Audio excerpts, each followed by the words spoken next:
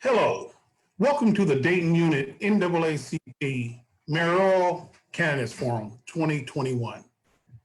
We wanted to ensure that you as a voter had an opportunity to listen to each one of the mayoral candidates before early voting begins. Early voting starts this coming Tuesday, April the 6th, and then you can start casting your ballot for the mayoral candidate of your choice. The Dayton Unit NAACP, or the NAACP at large, is a nonpartisan organization. We do not endorse candidates, but we are highly political, and we will let our constituents know if a candidate does not support the issues that we see are very relevant to our constituents. So we have Barbara Dosick.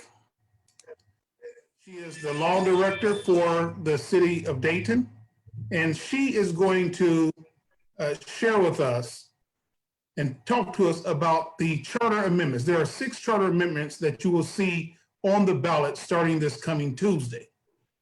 So we thought it was very important for the voters to understand each one of the charter amendments, even though the presentation was done back in February. But sometimes that's done, it's gone, and it's out of sight and it's out of mind. So we want to make certain that you, as a registered voter in Dayton, Ohio, have an opportunity to hear closer to early voting period to understand what the issues are, what it means for you as a voter. And then she will then express and share with all of us what each one of those issues, what the changes are, and how the amendments are going to affect people. Also, who we have with us today is we have Gary Leitzell, former businessman and former mayor of the city of Dayton. He is a Dayton mayoral candidate.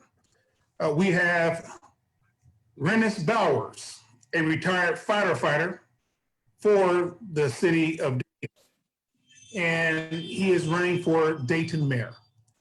We also have current City Commissioner Jeffrey J. Mims Jr., who is also seeking the office of mayor this year.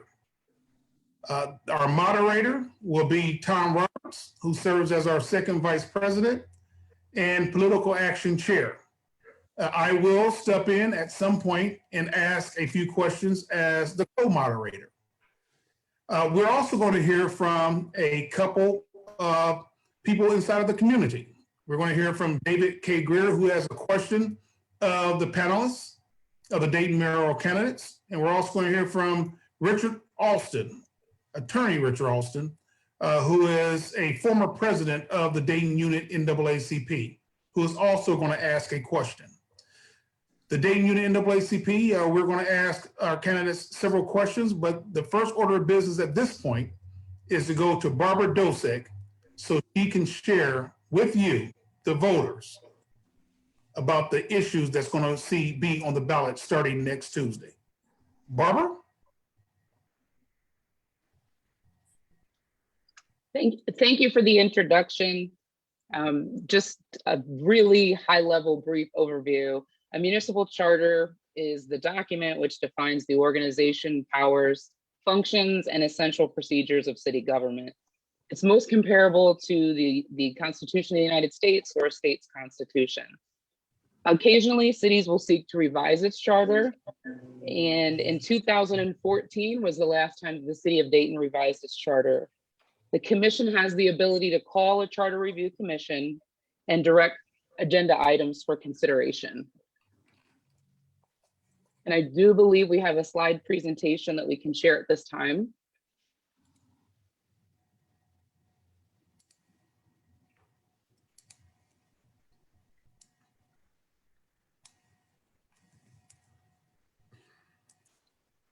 Great. So the Charter Review Commission was appointed this year on December 9th, 2020, actually last year, met 6 times in January and February. As you can see listed there were the committee members that were established by the commission. And then on Wednesday, February 10th, 2021, the members of the Charter Review Commission voted to forward 6 recommendations to the Dayton City Commission for consideration. The commission voted on these recommendations and all 6 will appear on the ballot.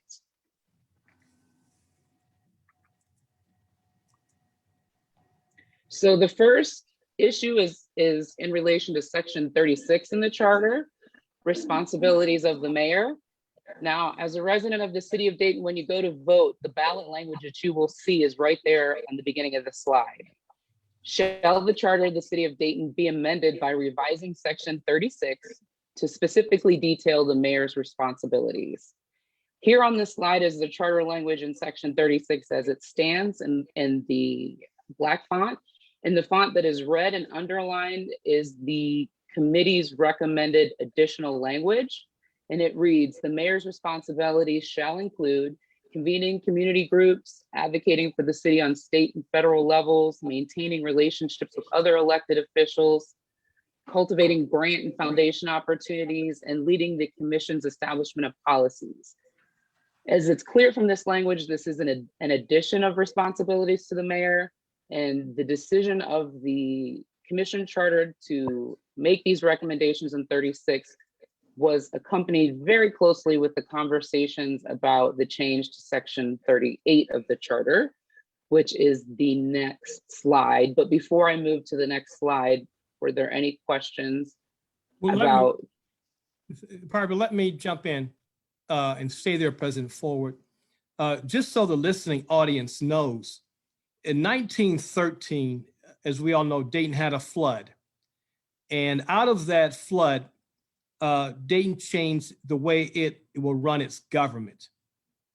Dayton was the first major city, large city. There were some small cities that had the city manager form of government. So government 101 is, most cities in Ohio have what we used to call, maybe still do, call a weak mayor system. And a weak mayor system simply means you have a city manager form of government. So you have a city council, city commission, and a city manager. A strong mayor system is where the mayor runs the city, and Columbus and Cleveland have that form of government. So in Ohio, we have councils, we have commissions, but we also have city manager run city government as well as mayor run city government. And so, Barbara, my question to you then, is this an extension of the city manager's duties to the mayor? So that's a great question. And as someone who staffed the table, right, the Charter Review Commission, I'm not in a position to advocate in that role for my opinion, but I will tell you the group had a very robust conversation around, we are a city manager council form of government. So what does this mean? And so in having that conversation, the group and adding these responsibilities were very clear that these buckets, for lack of a better term, were very distinct from what the city manager does in the day-to-day management of the organization. So they felt that these 4 additional items captured fairly what the additional responsibilities of the mayor should look like without eroding the city manager's responsibilities. But that was a point of conversation through at least 1, if not 2 meetings. Okay. It's a great question. So let's move on then to the next one. So the next section that was discussed was section 38, which is the compensation and attendance, provisions of the charter. And again, for those of you who will be voting in the city of Dayton, the ballot language that you would see is right there. Shall the charter of the city of Dayton, Ohio be amended by revising section 38 to calculate commission member salaries as a designated fraction of Montgomery County commissioner salaries and to reflect benefits received? Just for a basis of understanding, section 38 of the charter currently permits for a compensation board. And what that means is that the commission seats the compensation board meets, they have a meeting to make the determination around the compensation, cost of living raise, et cetera. They then make the recommendation to the commission, who can accept or reject. And so there was some conversation about utilization of the compensation board being antiquated, and was there a different way to do this that made sense?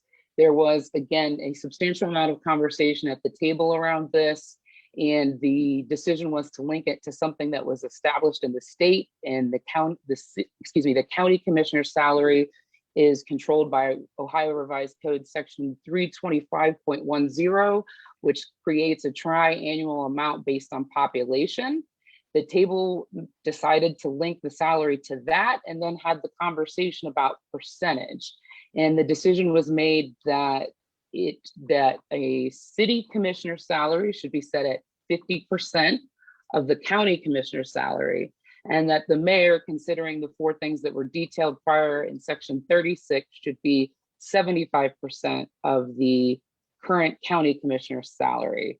And then the last line that's there of the additional language, again, it's in red and underlined: benefits and other non-salary compensation for the mayor and other members of the commission shall include health benefits and retirement benefits, and then expenses incurred in the performance of their duties. And that's something that was captured previously as well. So this is really about shifting to a different method of compensation that doesn't require utilization of the compensation board. And so this was a recommendation that came out of the group's conversation. Let me ask, Barbara, let me ask 2 questions in this regard. One is, what is the current county commission salary? So I thought you might ask that question. So Okay. I actually looked that up before the meeting. Currently for Montgomery County, it sits at just over 105,840 was the last amount established for our population. So, and I know that there may be, and I don't want to misspeak, but there may be cost of living increases over that amount, considering we're in 2021. That I can't speak to without verifying that. So the 50% of that is right over $52,000, which would be the city commission, and then the mayor at 75% would be at 79,380. It's actually higher. Okay, Gary, we'll come back to, we'll give you a chance Okay. to address that under your period. Thank you. Right, and he may be right. Yeah, this is just based on what was captured in the section when it was passed. I Yes. didn't actually go and pull county commissioner salaries. I think Can you restate it- that commissioner Maddie- amount, please? I think it will come up at another point, the salaries. I know it will, put it that way. Okay, it will come up. Thanks, Maddie. Let me ask you this, Barbara. Yes, City budget, there are only so many buckets, line items. Where does the salary for mayors and commissions come? Where does it come from? Where does that money come from? general fund. And so if So- that, I'm sorry. Go ahead. No, go ahead. If that bucket increases, what buckets will be decreased? That's way above my pay grade, and Okay. that's something that I We'll could we'll ask answer. the candidates that question then, because that has to be a thought that is going through. If you only have so much money in the bank, and your DP&L and gas and light comes out of it, if you increase cable TV, what's going to happen to the other one? So that's a question I think has got to be addressed by the candidates. Thank you. Rich- I will, can I add one point? I'm sorry to Yes, go interrupt. ahead. Some of the conversation that I think made at the table when they made this recommendation that I think would be relevant for everyone to consider today was looking at the events of, the end of 2018, 2019, with everything that the city of Dayton went through. And I think that was part of the consideration as well, as far as the community's expectation. So I would just offer that that was something that was discussed. Thank you. Richard, were you leaning in to ask or just leaning into? Okay.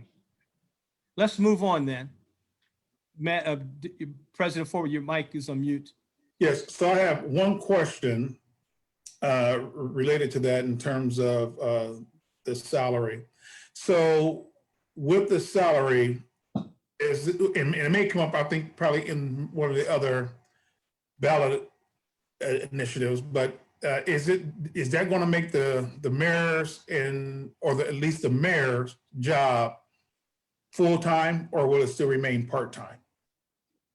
So that's a fair question as well. There was a lot of back and forth conversation around a full-time mayor, and to Mr. Roberts' points earlier, a strong mayor versus a weak mayor. And so the idea from the table was that it would amount to full-time, but there was not an interest in capturing that in the language. We went round, I'll tell you, we went round and round about that. So this was the language that came from the table that they recommended, were to add those additional responsibilities. But to your point, they did not add the language full-time.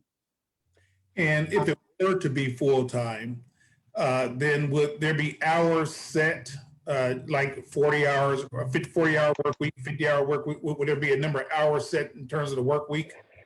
So good point. And that was me pushing on the group and the conversation, right? As the lawyer at the table, tell me what full-time means. Your definition of full-time may be different than my definition of full-time. Are we talking about 40 hours, et cetera? And I think that was some of the hesitation in putting that language in there without creating multiple subsections with definitions. Okay, thank you. President, I think, Yeah, Tony- Tom, my question is, can you hear me? Yes. Yeah, actually, and this probably relates more to the commissioners than to the mayor, but indirectly, it would relate to this charter amendment. But I'd like to know, do city commissioners provide 50% of actual work or duties of a county commissioner? I see somebody shaking their head. I don't Well, think for that's now- a question I can answer. Richard, our questions can be directed to the law director. And I think it's Okay, a very appropriate question to be asked of the mayors. Okay, well, we'll hold it for the mayor candidates. Yes, Okay. in the city commissions tomorrow. President? Okay, let's move on then. I think we're ready to move on to ballot issue 5. So this is section 39 of the charter, and the ballot language, again, if you're voting, it will read as this: shall the charter of the city of Dayton, Ohio be amended by revising section 39 to allow commission meetings to occur by electronic means during an emergency? This is obviously the result of COVID-19 and the implications that it had on city operations. I do know from my position as law director, we had to wait for the state to provide guidance about how we could conduct public meetings as the pandemic unfolded. And so it was clear to us that the ability during an emergency to have electronic meetings, to have meetings, via electronic means, especially considering technology and how much it's changed, needs to be established. And so the underlined language there in red is what would be added. And as you can see, it's clear there that the conditions have to be established by the ordinance.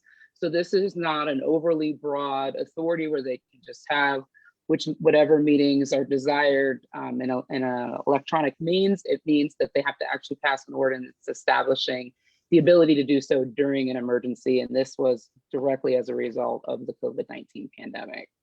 So pretty straightforward in my opinion. Okay, let's move on to the next one then. I would have a suggestion. Could I? Sure, Richard.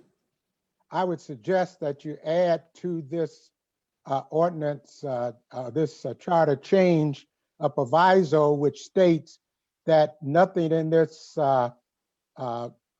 charter amendment would provide that the provisions of the Ohio Sunshine Law will not be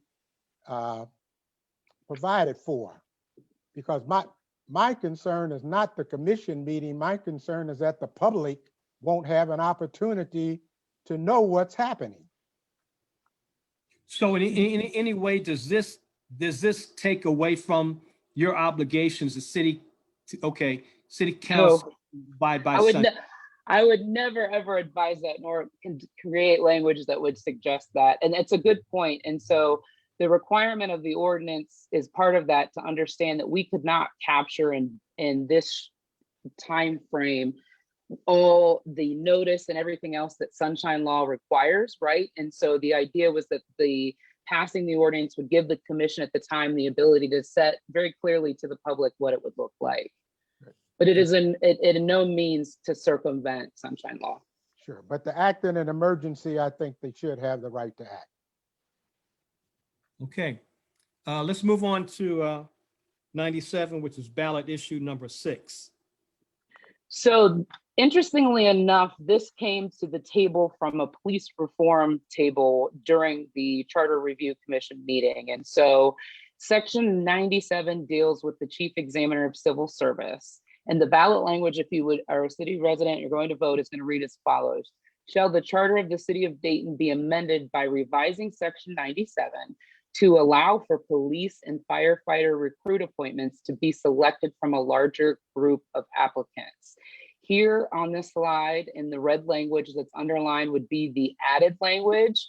And it reads so that it allows the chief examiner or the director of civil service to establish and implement a selection process for the appointment of both police and fire recruits, which will result in a selection based on merit, efficiency, character, industry, and conduct. And the process is not limited to a rule of one, but the city may use any lawful process to select police and fire recruits, including, but not limited to, the rule of 3, rule of 10, and or banding. And so to give a little bit of context, per the Ohio Supreme Court ruling and some litigation that the city was engaged in the 70s, and then and also the U.S. District Court for the Southern District of Ohio, they interpreted our charter that we were a rule of 1, which meant that for the classified and competitive classes, the first person at the top of the list was the person that had to be selected. And so it was very clear from the court's decision in both of those cases that a charter change would be required if we wanted to use any other form of hiring. And I will tell you that cities in Ohio utilize different, and which is why you see the rule of 3, the rule of 10, and our banding. And so the idea here was to create flexibility and to update our process and how we hire, specifically around police and fire recruits. Richard, I'm gonna let you, because this is probably a historical conversation. NAACP has weighed in on this issue several times. Yeah. So I don't know if you have a question from this. Right. I have a question, and I was a civil service. I don't know what you call it. When I represented the Civil Service Board at one time, and I've sued the city of Dayton a number of times. And I go outside of my house and I see the water department. There are 10 guys, and they happen all to be Caucasians. So my only question is, why do you limit this to fire and police? I mean, I know why we have a serious problem with fire and police, but we have a serious problem with employment in Dayton, period, as it reflecting the diversity of the community. From the conversation that was had and the recommendation that came from the police reform table, there was not an interest to expand it beyond this. And I can't speak to why. Well, I think it needs to be considered. This has been. Go ahead, President. Go ahead, President Forward.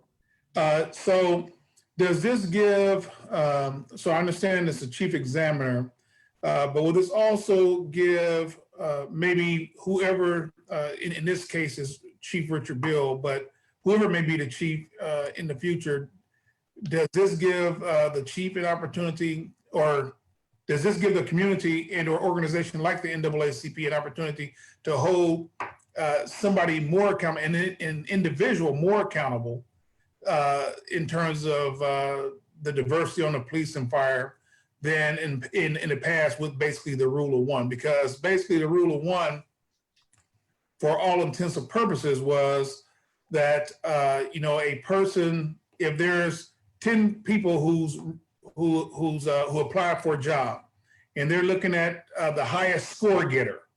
So if there's 9 African Americans and 1 Caucasian, and that 1 Caucasian scores higher than those 9 African Americans, and that Caucasian will get the job under the rule of 1 because they get the highest score.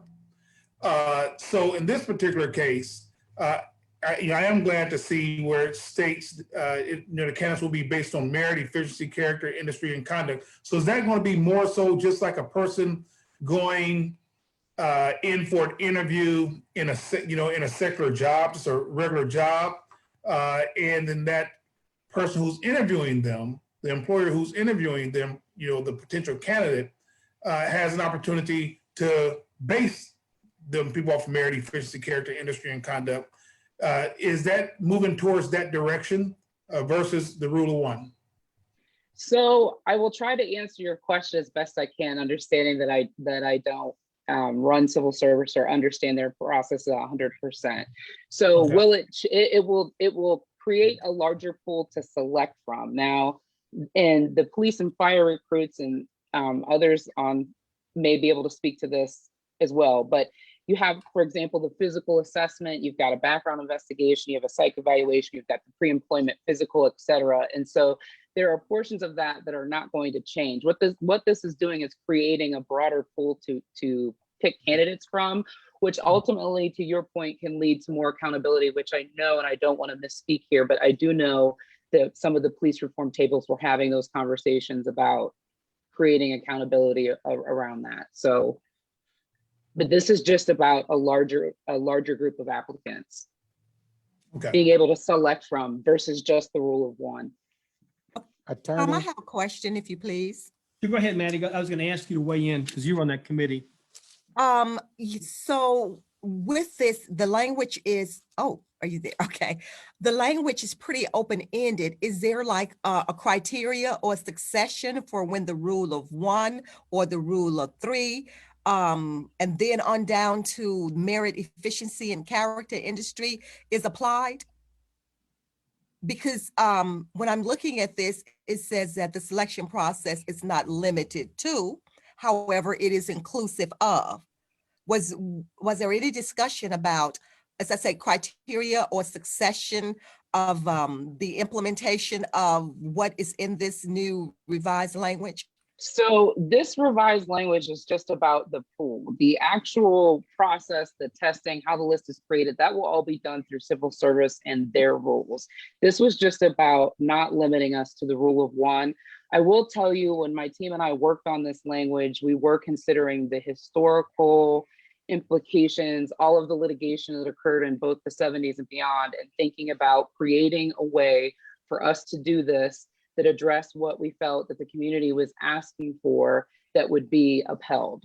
So to your point about it being open-ended, I would agree with you. And I would argue that that flexibility is an intentional from my standpoint as the attorney in regards to creating something that is sustainable, that will be upheld.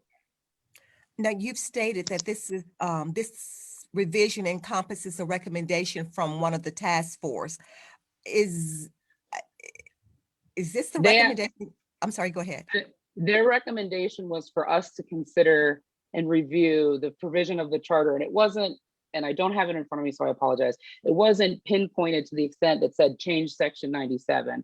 What they asked was that we take a look at our process, and is there a way to create a larger group of applicants? Because what that table determined in their conversations and the staff that they had come in and talk, and the things that they considered was that the rule of 1 from their perspective was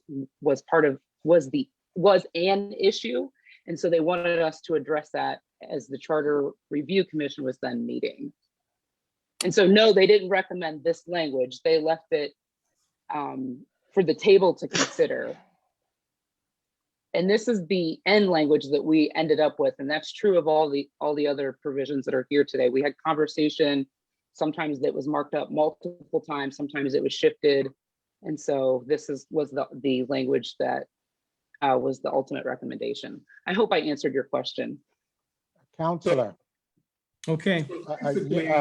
Mr. Chair, could I ask one other question, please? You go ahead. Yes, Counselor, you are presently active in Ohio practice. I'm a member of the Ohio Bar for over 50 years, and I'm still licensed, but I haven't practiced in Ohio for over 35 years. And I'd like to know if this would meet with present Ohio law standards. Like you all said, the emphasis on this was to enlarge the group. I'm thinking you may need to change the criteria. And I would suggest that you would go to line 4, where you have the and put a comma there and move conduct up, and then put your and to achieve diversity in the city workforce. Because if that's going to become, if your motive and your goal is to receive diversity, then you have to put this someplace in your policy.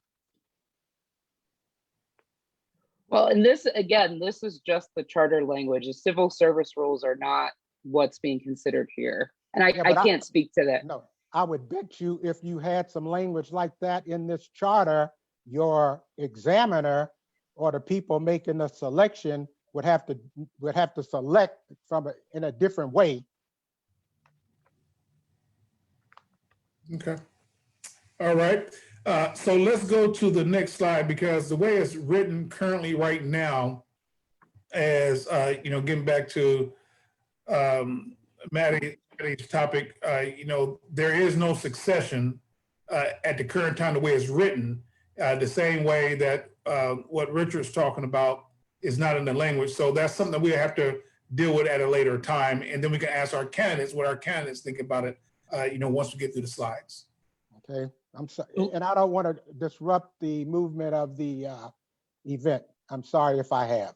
No, I think you're absolutely on target. If it's, in your opinion and others, it's unclear, that's kind of what we have to do, is help our voters understand exactly what it's saying, because the language says what it says.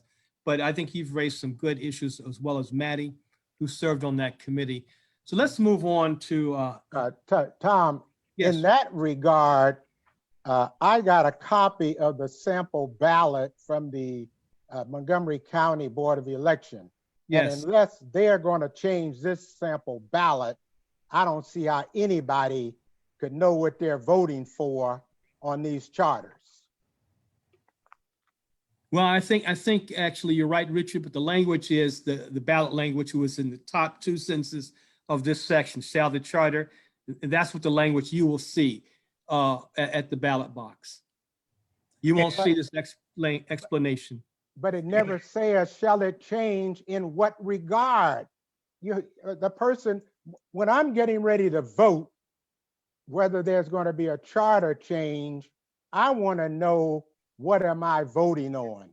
So, can I interject? And I don't mean to cut you off, Mr. Austin. Yeah, sure. To that point, we worked with the Board of Elections. So the ballot language is showing up on the slides are what you'll be voting on. What you will see at your actual voting location is all of the language. Okay. We were concerned with trying to put all of that on the ballot, On the sample right? ballot. Okay. Yes, well, right. It's going to be on the sample see ballot. But the person will only get a chance to see this when they walk into the voting booth. So, and you expect for them to stand there and read this then? President Forward, go back. So we can see what Richard's saying. No, his point is, when you're voting in person, you'll be able to read the entire language. But when you get the sample ballot that he got, you're not going to have the entire language. Right. So from a timing standpoint, then that's something I think we need to work with the Board of Elections on going forward, because if they're the ones who put the ballot language together, or the sample ballots together, and that's one reason why we're actually holding this town. That's another reason why we're holding this town hall with the mayoral candidates, is so that the citizens can know now, before early voting begins, about what it says. So that's one of the main reasons why we're holding this today. So so that anybody who captures this on video, that they understand that the only part they want to see, like in this particular slide for 97, if they pull their ballot, their sample ballot, is they're only going to see the part that says ballot language. They're not going to see the changed language until they actually get to the ballot box. And that's one of the reasons why we're holding this today. So let's proceed to the next slide. Okay. So this is section 105, which is the political belief, and the ballot language will read, shall the charter of the city of Dayton be amended by revising section 105 to expand an employee's right to engage in political activity? This conversation came in my time at the city. We received numerous requests from employees about working on national or non-city of Dayton elections, and felt that because of the way that the charter was written, that was something that was not permissible.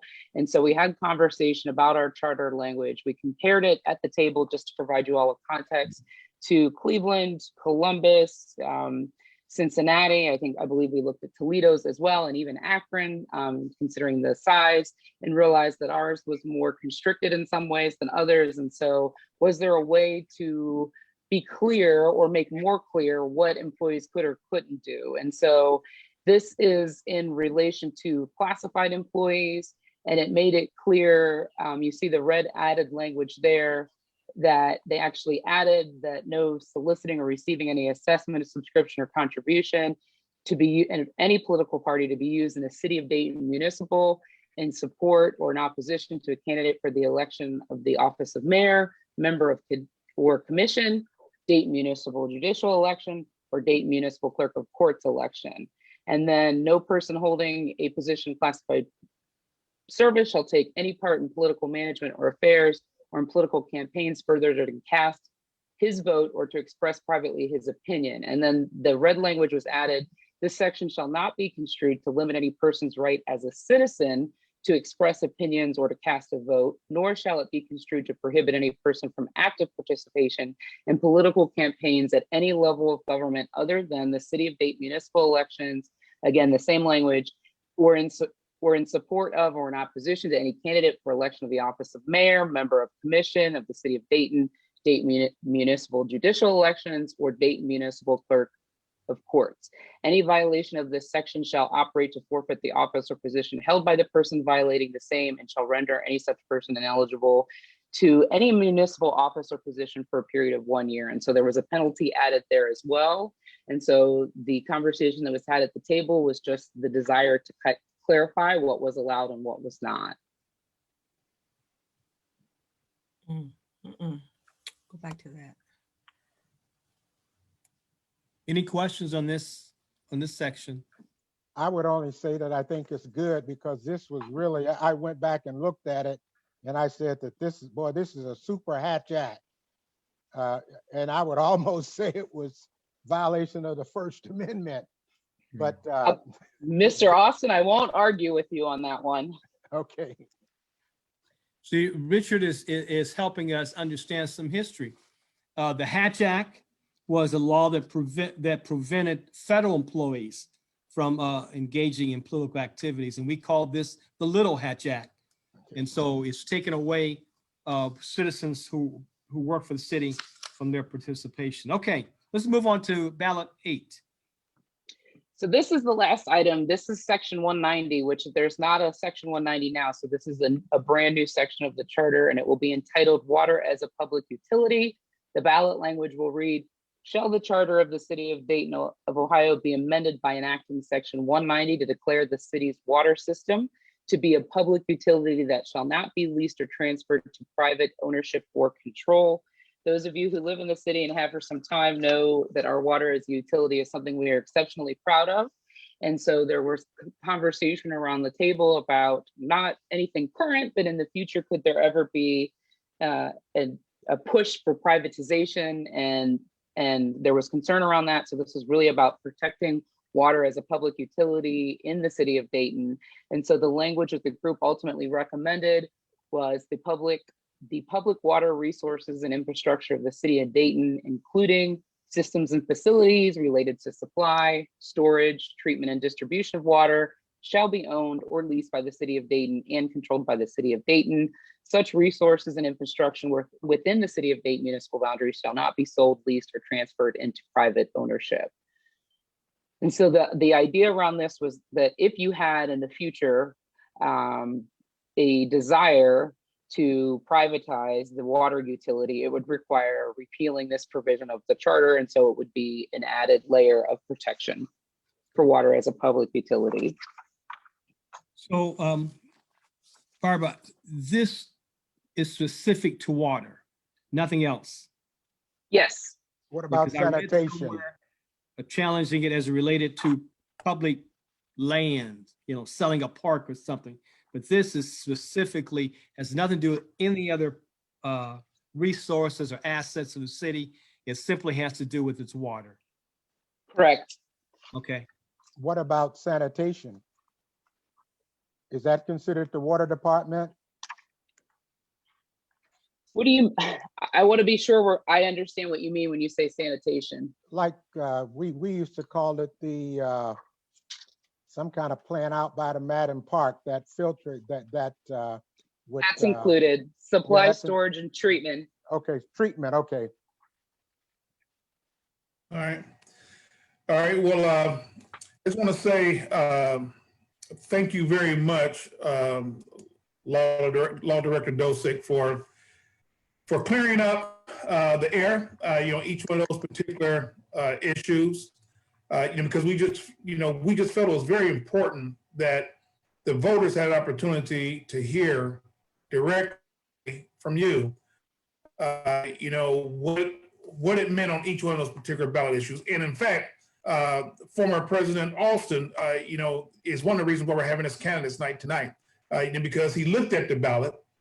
He's a registered voter here, and he looked at the ballot, his sample ballot, and realized that all the information was not there. And then, so I said, well, where did you get that from? And he kind of educated me to where to go on the Board of Elections website to go and view it. So when I went to go and view it, I had to agree with him. I said, well, yeah, this doesn't tell me anything. So either number one, I'm going to go inside the ballot box and say, I'm not going to read all this. And I'm not going to vote for it. I'm not going to vote for it. And, and is that the right thing to do? It's probably not the right thing to do. So people need to be educated prior to voting, which is the main reason we're having this candidates night tonight, because voting starts next Tuesday. So I just want to say thank you on behalf of the Dayton unit of the National Association for the Advancement of Colored People. I want to say thank you, Ms. Dosick, for taking your time this evening on vacation, to educate the NAACP members as well as our constituents. So thank you very much. And we will let you go. And so you can enjoy the rest of your time off. So with that, if you want to hang around, you can, but that's totally up to you. But we're going to kind of go to the mayoral candidates. And what we want to capture from the mayoral candidates at this time is we want to capture where each mayoral candidate stand. What is your position on each one of the ballot initiatives? And we want to keep this part short so we can actually hear from you. So we can hear what your platform is, why you're running. But it's critical to us to know where you stand on each one of these issues. So I want to do it like this. VP Roberts, can you state each one of the ballot initiatives? Just state the ballot initiative, state the ballot initiative and state what it is. And then I want each one of the mayoral candidates in this order. I want to start with Rennes Bowers, then Gary Leitzell, and then Jeffrey J. Mims. So in that order, I just want you all to tell us, after he reads each ballot initiative, do you support or don't support that particular ballot initiative the way it stands and reads today? So that's all we want is, do you support it or you don't support it? And then we'll get on with the rest of our candidates forum. So VP Robert, can you go with the first one and read which number it is and the ballot initiative, and then we'll have each one of them to say, I support it or I don't support it. And that way we have them on record with the NAACP. Got you. So the first charter amendment is number 6. Can we clarify, excuse me just for 1 second, just wanted to clarify one point that you made in terms of your statement, whether or not we support as the ballot initiative states, or do we support the entire piece in conception in terms of what it's designed to do. Where it states, because the voters are actually going to go and vote on these three particular initiatives on Tuesday. And they're also going to have an opportunity to vote for each one of you. So the voters should know where you stand as a mayoral candidate on each one of these issues. So we want to know, where do you stand on each one of the issues of what they're going to be voted on Tuesday? Can we state why? Yes. If you Okay, keep I can do that. I can keep it. Yeah, but I can say understand why why. I would. Oh, okay. Well, just make certain. Okay, that's fine. Just make certain that you say yes, I support, and give your reason, or no, I do not support, and give your reason, and we can go from there. So, VP, it's on you. Okay, so number 3, the responsibility of the mayor.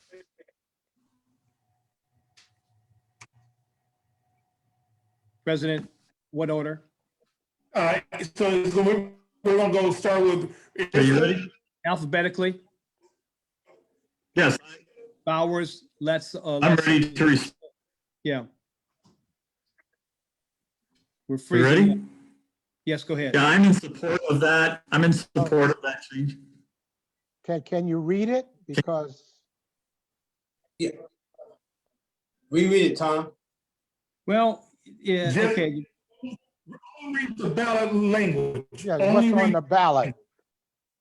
Hey, The ballot language says responsibility of the mayor is what I have. And then it says, shall the charter of the city of Dayton, Ohio I don't have that, Richard. Go ahead. be amended by revising section 38 to specifically detail the mayor's responsibilities. Okay, Rennes Bowers here, and I'm in support of that. I would vote yes for that. I think it's an expansion of the ceremonial purposes in the original language, so I really don't have an issue with that. I do. Did you okay, hear me? yes, I do as well. That language is pretty consistent with some of the other leadership positions that I've had, whether you're a school board president or whether you other type of organizational president or leader, you have those same responsibilities in terms of representing the city and organization. You had them anyway. So, As the I don't think- mayor, you already have these responsibilities. Wait a minute. Gary, I'm saying no to this Wait a minute, because no, it's I'm an not- unnecessary charter change. Gary, hold on a second. Gary, I don't think you had a chance to totally respond, so go ahead. You said you don't, then you got cut off, so go ahead. I don't support it because it's an unnecessary charter change, and the mayor does these jobs anyway. All Okay, you're doing is you're creating a podium for a strong mayor form of government. okay. Commissioner Mims? Okay, I support it. Yes, for the reasons I stated before. Okay. President Forward, you're on mute. Yes, so for the record, on that particular ballot initiative, Bowers supports, Mims support, Leitzell does not support. Ballot 2. I don't have the ballot language in front of me. Okay, so then if former President Austin can read the ballot language for each one, then please. Okay, and Mr. President, I had submitted a question to you, and I really humbly would ask that could ask that question now Yes. because it's pertinent to this charter amendment. Well, let's get them on the record first, and then you come back. Okay, good. I think they're all three on the record. Oh, okay, but say I want to get through this process first, if you don't mind, and then you can come back and ask your question. No, they all three of them have answered as it relates to charter amendment number 3. Okay, go ahead. Okay. My question, and it really kind of behooves what the three of you all have said, is in relationship to your comments about this amendment, how will the mayor interface under the new charter amendment with the city manager? And is the city manager's position now not needed?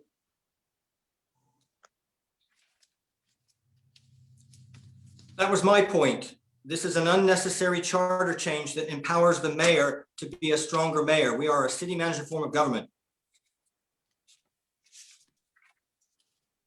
And my point was that it really doesn't, because it really falls under the ceremonial purposes of the original language. So I don't think that it does weaken the city manager form of government. You know, the city manager form of government that we have is still intact and should be intact. These responsibilities that have been outlined, again, by the mayor, on one point, conceptually, I agree with what Gary is saying, is that the leaders of organizations, including city government, such as mayors, they do these responsibilities or these functions on a normal basis anyway. Sometimes there's a little more specificity that's associated with it, but the city manager form of government is not on the ballot right now. This is the only issue that's on the ballot with regards to this. It's an unnecessary charter change. That's my opinion. All right, Richard, let's move on to the next one. Yeah, okay. The next one is Charter Amendment 4, and it states, shall the charter of the city of Dayton, Ohio be amended by revising section 38 to calculate commission members' salary as a designated fraction of Montgomery County Commissioner's salary and to reflect benefits received? Yes or no is on the issue. Is the issue. What's the order? No, Alphabetical. Bowers, Leitzell, Mims. You have to unmute. Yes, my vote is no on this. As we've been knocking on doors, we do not think the citizens of Dayton support this. And there's a confusion as to where the money is going to come from. It could come from essential services that the citizens of Dayton strongly support. So in a time of financial crisis, I don't think it's the right move for us to make a charter change in this regard. I'm not only going to vote no, I'm voting hell no on this. You're asking the citizens to give an extra $25,769 to the mayor, and the mayor's job really is equal to a commissioner's job, only they're supposed to run the meetings and they're pretty much in the media's attention. So I actually have the salary amounts. I came prepared to this meeting. Next year, the salary for a county commissioner is going to be $107,692.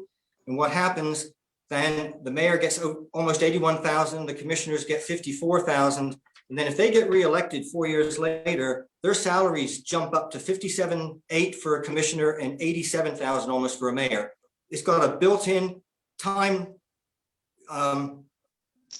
increase every year. And that comes from the County Commissioners Association of Ohio. You can go to www.ccao.org and you can look at the county advisory bulletin, which I got it right here, that lists the salary increases. They've already given themselves 3 salary increases in 6 years. This gives them the biggest jump at the end of the 8th year. Hell no, thank you. Jeff Mims? Okay, I would vote yes on that for the reason of the continuity and the ability to attract and maintain high quality of individuals who would be running for these particular positions. This concept is something that has been used on not just here in Ohio, but also on a national basis. And it is for the reason of making sure that you do the best you can to get high quality individuals, as I mentioned before, to run for these offices. When we look at the dollar amount, we're looking at potentially an additional $65,000 this year or next year when this happens. And then again, another $40,000 on top of that for 2 years later when we have other positions that will run. It's not, when you're looking at a $200,000 budget, looking at that amount of money is not a major factor as far as the deterrent is concerned, but more so is in line with the professionalism that you want to have in these particular positions. And the reason why we are modeling it after what's happening in other cities and other states is because it's proven to be effective. Thank you. Gary Leitzell. President, I knew it was going to come up because President Forward, I did the same thing. So we have the salaries in front of us. We looked it up the other day. Two of us are prepared. Yes, so we were prepared, but I wanted to hear it from someone else, but we knew the answer already. Okay, Attorney Austin, let's go to the Okay. next one. Okay, amendment proposal number 5. Shall the charter of the city of Dayton, Ohio be amended by revising section 39 of the city commit to allow commission meetings to occur by electronic means during emergencies? Yes or no? Yes, the common sense proposal, and I think it's the right move at this time. I say yes. I fought for this for Commissioner Lovelace when he was sick, that he could participate in the meetings.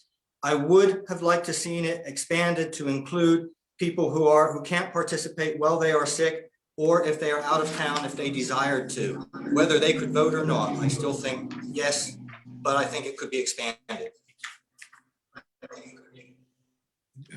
Mr. Mims? The answer is yes, and the fact is, on occasion, we have at least prior to this situation had some meetings where individuals have been able to do something of that nature on whether it's internet or on speakerphone. Okay. So on that particular issue, all 3 borough counties voted yes. Okay. All right, Richard? Okay, charter proposal number 6.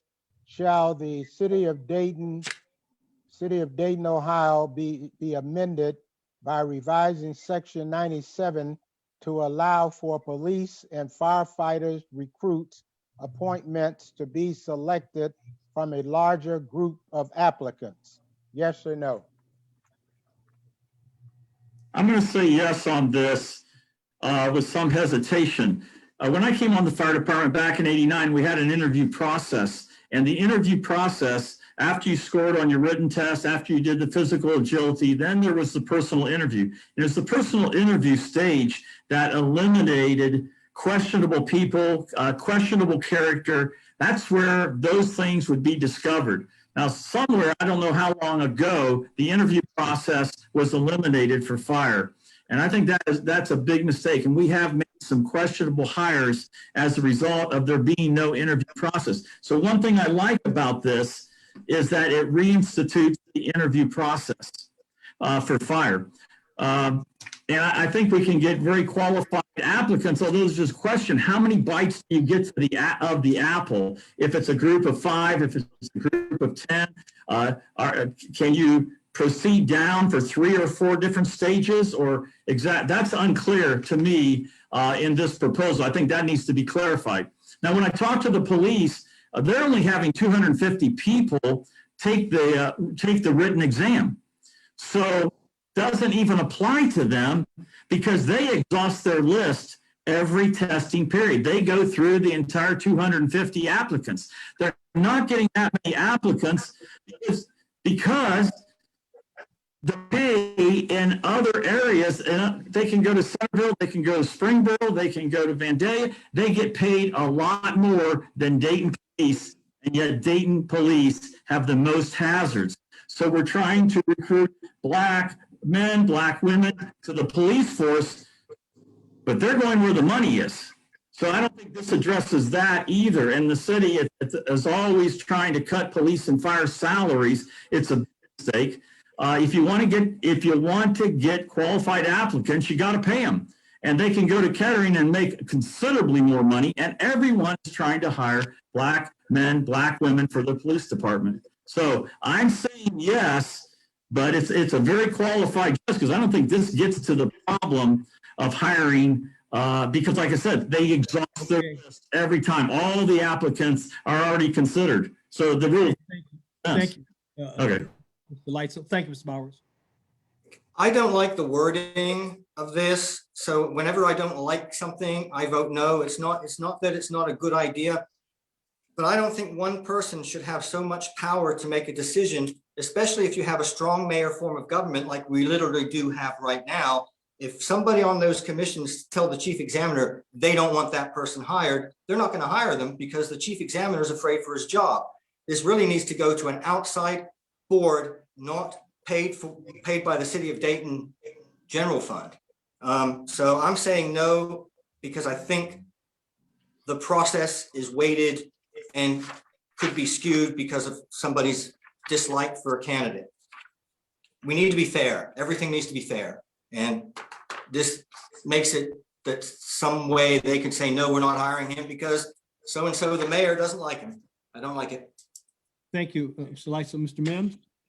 Yeah, my answer is yes. We spent a lot of time over the decades trying to find and increase the number of workers, female, black males, black females as well in terms of the process. And it's been a real serious challenge. The city some years ago, and it's probably, I don't know, Mr. Austin, you may remember, maybe about 20, 30 years ago, attempted to file some consent decree relative to this whole process in trying to change the rule of one to the rule of three or the rule of 10. And that was met with a lot of resistance. This time, by doing it this way, we give all of our citizens the opportunity to vote on this issue because recruiting young men and young women of color to move into the police forces so it's more representative of the city is a constant problem. In addition to that, some of the kind of things that we've done with the city and also with the school system, I ran a program for junior high students to introduce them, just 7th and 8th graders, to police stuff and have policemen working with them as well to change their attitudes about potentially being police recruits.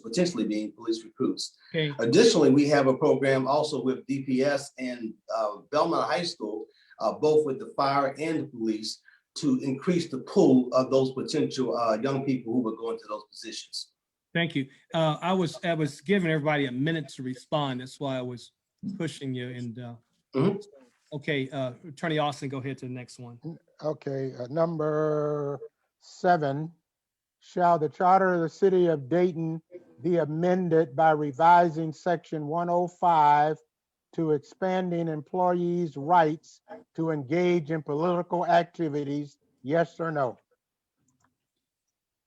I vote yes on that. It does seem to be a First Amendment issue to me, and so I'm fully behind this one.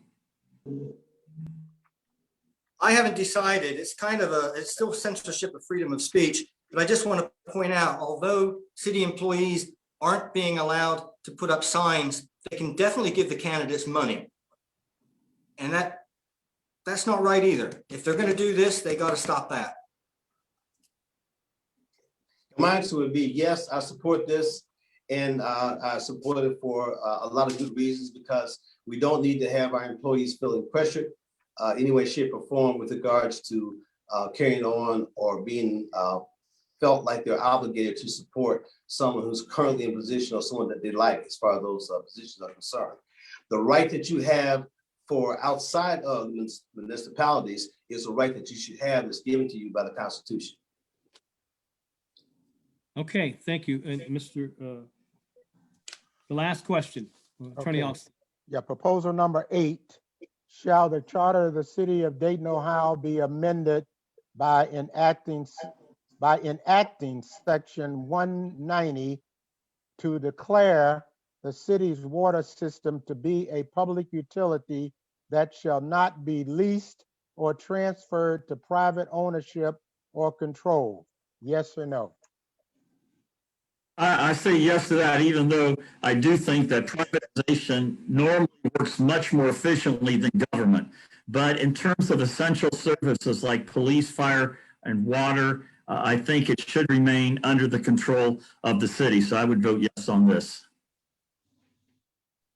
I'll vote yes on this too. It's up to the people to make the decision in the future if privatization came up. So at least give the people a voice. Yeah, my answer is yes, and I believe that it's the right thing to do, because you do not want to have water, which is such a commodity, such a valuable commodity, in the hands of individuals who may or may not have the total interests of the city at hand and may be guided strictly by issue in terms of profit. That's the end of the Go ahead. end of the questions to the charter. Let me ask everyone this question, because it has to do with the increase in salaries. And the county commissioner's increase in salary is based on population. And it's in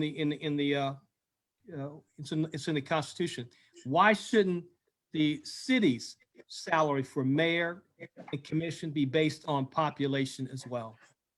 Now let's go reverse order. Mims, Leitzell, Bowers. Go reverse order. Mims, Leitzell, Bowers. Before they ask that question, I just want to be able to do something here for a quick second. So I want to go back over those issues real quick. Yes. And I would like for Maddie, who's on the call as well, I would like for Maddie to have 3 columns. And I would like for Richard to read off the 195 or 137, whatever number it is.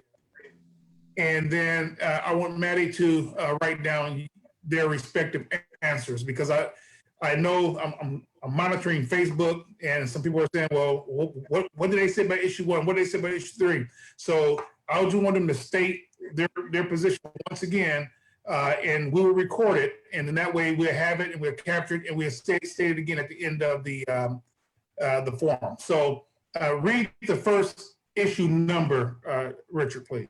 Okay, it's actually on the ballot as proposal number 3, and it reads, shall the charter of the city of Dayton, Ohio be amended by revising section 36 to specifically detail the mayor's responsibilities, yes or no?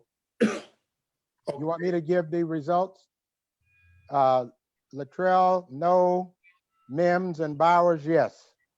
Oh, so you did capture it then? Yeah, I was writing it down.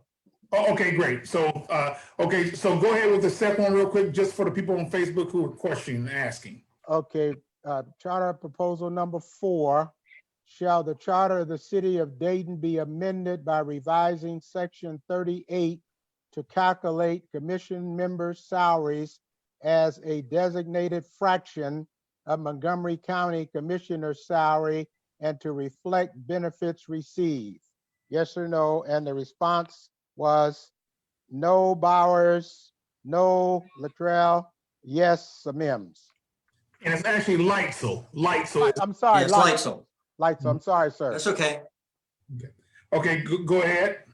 Okay, number 5 is shall the charter amendment be to revise section 39 to allow commission meetings to occur by electronic means during emergencies? And that vote was yes, yes, yes, all 3. All 3. Proceed. Okay, number 6, shall the charter be amended to revise section 97 to allow for police and firefighters recruits appointment to be selected by a larger group of applicants? And that was Bowers, yes, Leitzell, no, Myers, yes. Mims, yes. Okay. Number 7, shall the charter be amended by revising section 105 to expand employees' rights to engage in political activities? That was yes, Bowers, no, Leitzell, yes, Mims. And the last one, shall the charter be amended to amending section 190 to declare the city's water system to be a public utilities that shall not be leased or transferred to private ownership or control? And that was yes for all 3 candidates. Thank you very much, Richard. Tom, go ahead with your question and proceed, please. Thank you, Mr. President. This goes to the question of salaries, and the county commissioner's salary is based on population. And so just asking the question, why shouldn't we also base the city and mayor's salary based on the population of the city of Dayton? And we're going to reverse order: Mims, Leitzell, Bowers. Okay, so what I would say, first of all, is that in most cities, especially urban cities, the multitude of issues that are dealt with by government, whether it's local government, state government, or county government, are all concentrated, not all, but primarily concentrated in urban centers. And those individuals deal with those issues. And even though we're looking at a portion of the salaries associated with the county commissioners, I think you answered that question. It's a percentage of the salary that is possibly based on a multitude of things, including population. So therefore, the answer to your question is it's already being done that way. Mr. Leitzell? Okay, I'm wondering if they're looking at this from a budget perspective in terms of the city of Dayton, their total operating funds for 2021 is $671,808,100. They're basically almost a $750 million industry. When I was mayor back in 2013, the county of Montgomery had an $800 million budget. So it's probably a little higher now, close to a billion. And so I'm not against them tying this in with a percentage, but I just think to give themselves a $7,646 increase jump in 1 year as a fourth pay increase in 8 years. I mean, they've been giving themselves 2%, 2%, 2% every 2 years. Now they're going to jump it to, wow, that's what, almost 15, 20%. I just don't think it's justified. The job of a mayor and commissioner is to read the packet, understand it to the best of their ability, ask questions, and vote on it. That's their job. It's just to oversee the transactions of the city manager. Okay, Mr. Bowers? Yeah. Well, I find myself agreeing with Mr. Leitzell and Mr. Mims. I don't think it needs to be tied to the county commissioners. I'm not running for this job, and I doubt if the other two candidates are either for the money. The mayor doesn't make that much money. The commissioners don't make that much money, but the citizens don't support it. And we're representing the citizens. So I think we need to stick right exactly where we are because that's what we're hearing as we've knocked on 3,000 doors. They don't support it. Thank you. I think Reverend Mr. Chair, Carter. could I maybe, okay, good. Let someone else talk. Pastor Carter has a question. Rodney? Let's, Richard, go ahead while we're trying to get Pastor Rodney Carter has a question. Go ahead, Rich. Yeah, from these three candidates, I'd like to just get some understanding of the actual duties of the Dayton City Commission. And Mr. Leitzell just stated that it was to receive the package and vote on it. And that's under a city manager commission approach. Now, I'm wondering, the city commission, they make policy, they have oversight, and I assume they have some constituent issues. Now, based upon that, this is done part-time, 1/4 of the time, full-time. I mean, how much of the commissioner's time is this used? I mean, is it 30 hours a week, 40 hours a week, 10 hours a week, 5 hours a week? I mean, I know every Wednesday city commission goes about 2.5 hours, but other than the 2.5 hours, which they are duty bound to be there, and then the other 2.5 hours to review the package that's given to them from the city manager, then what are the other responsibilities of the city manager? I mean, of the city commissioners?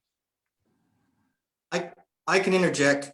When I was mayor between 2010 and 2014, I actually worked between 36 and 40 hours a week part-time.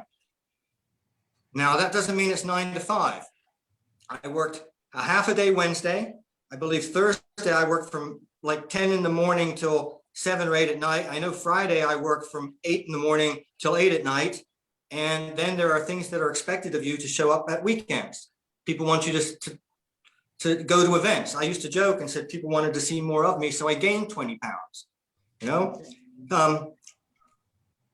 So there's a certain role that the public expects, and they want, and if you're going to direct policy, you have to be out talking to the public.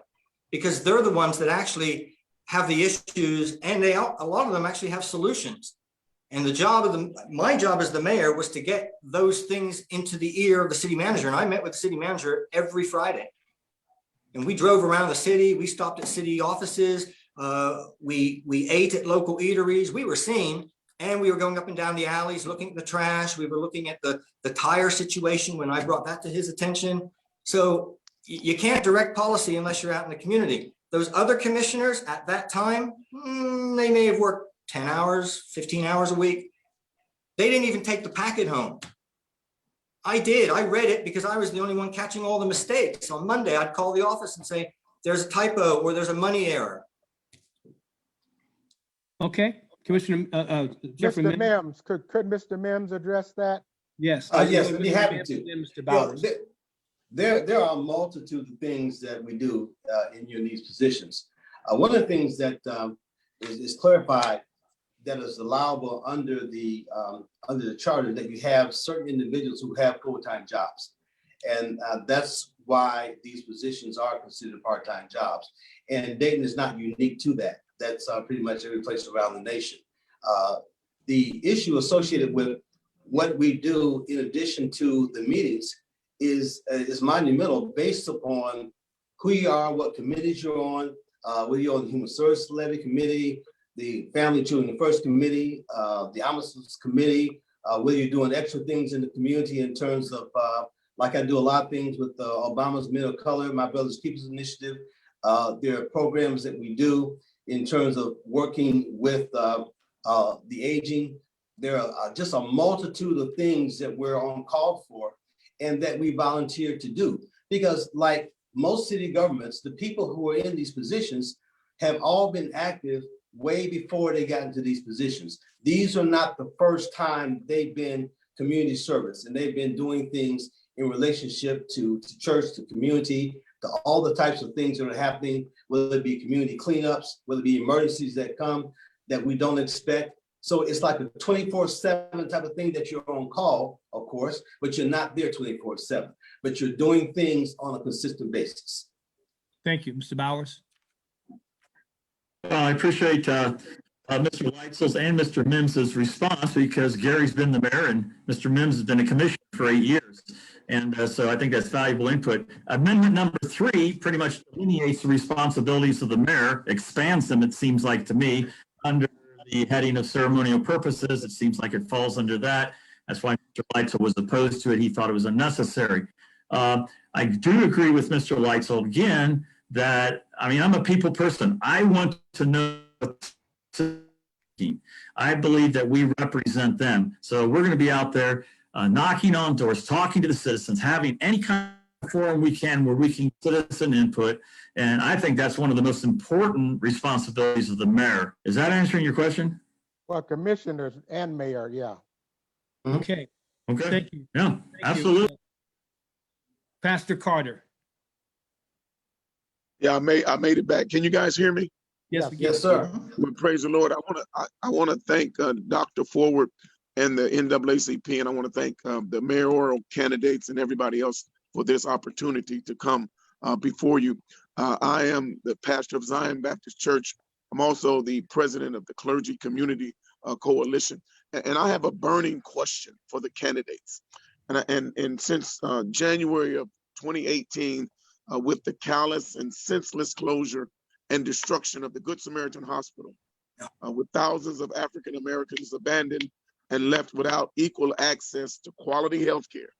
If elected, would you commit to fighting racial disparities within healthcare and work with the community to see that a hospital is constructed in West Dayton? Let's go back to alphabetical order with Bowers, Leitzell, and Mims. And go ahead, Mr. Bowers. Well, absolutely. I mean, I don't have all the answers to healthcare in your community, but I want to have your input. I want to know what you're thinking. I want to know what the clergy is thinking. I want to know what these councils are thinking. And yes, if we can get people together, I don't know how to do that. I don't know if any of the candidates know how to do that. But I believe there's enough wisdom in our community if we come together and say, no, this, we have to have this. This is non-negotiable. Then we can find a way. Seek the wisdom of the Lord. I mean, he'll give it. So yes, I'm in favor of that, absolutely. And I believe we could get it done. Thank you. Mr. Leitzell? They should never have torn that hospital down, in my Thank you. opinion. They should have at least delayed it for 4 or 5 years. I said when I saw that, maybe we could get the Cleveland Clinic here. Somebody, let's give our local hospitals competition, which is why they tore it down. They didn't want competition. And Mr. Mims is on the administration that allowed it to happen. I want you to know that. Thank you. Mr. Mims? Hey, thank you for the lead in, Gary. The issue of how we address this issue is very convoluted. The hospitals are making decisions from a business perspective, as well as to some degree based upon health and some other issues that we may or may not be privy to. When we look at where we're going nationwide in terms of healthcare, a lot of what has happened during this last year with the pandemic has caused some individuals to sort of rethink some of what has happened in the past. And again, we don't have the control over a private institution that makes those type of decisions. I was disappointed, of course, when Good Sam closed, like so many of us were disappointed. I mean, both of my children were born there. I had a stroke, I got my service and my healthcare there. The issue in terms of what we favor and what we love, that is basically part of a tradition that what we've had in our city is hard for us to move away from. And while that is gone right now from this location, we're working hard with community members to put something in place there in terms of that facility or that location that's going to benefit this community. Additionally, we're working with other healthcare organizations to make sure they step up their game so that we can minimize what is being lost by the lack of Good Samaritan being there. Thank you, Mr. Mims. Let me ask you a personal question. I don't know the fire station number. What's the Broadway fire station? They're going to close it, or at least it's being proposed to close. What would be your thoughts, as Pastor Carter has said, this is a healthcare issue. If we close a fire station in communities, and especially where there's an absolutely need to have the response time. And I'll start in the middle and go Leitzell, Mims, Bowers. Okay, I grew up in England, and I'll tell you what their response was when they started closing things down. They have a station out in the community off the road, up high, where a fire truck or an ambulance sits. And when the call for service goes out, if they're closest to it, they just take off and do it. So you don't have a physical building that you have to maintain and pay heating and electric and water and stuff to. They actually put the vehicles